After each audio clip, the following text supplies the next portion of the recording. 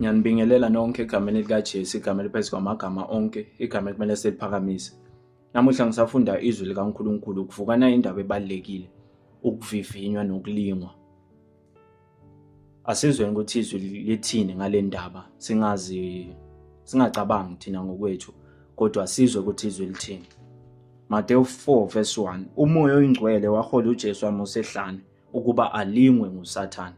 Ngubani umlingi? nguSathane. Asizweni. Jakobe 1:12.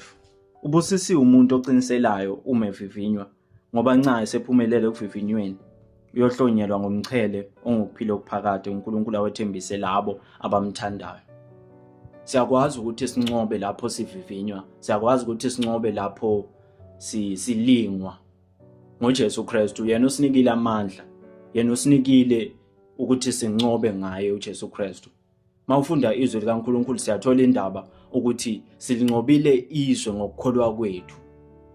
Okusho ukuthi mawunokholo kuJesu Kristu, ngoba uzokholwa yiwo wonke amazwi akhe, uzowenza wonke amazwi akhe, ngenxa yokuthi uyakholwa kuye, uyancoba kanjalo. Sithola indaba masifunda kuJobe 1, sithola indaba ukuthi uSathane wamangalela uJobe phambi kukaNkulunkulu.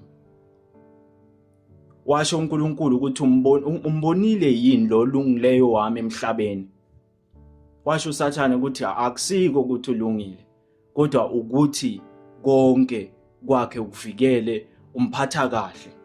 Wathi uNkulunkulu ngiyakunika ke, hamba uyomthinta, nedi ungathinti yena, thinta izinto zakhe, konke kwakhe ngiyakunika. Siyathola uSathane enza izinto ezibhlungu kuJobe, kodwa uJobe wancoba ngenxa yokuthi uyamazi umhlengi wakhe ukuthi uyaphila.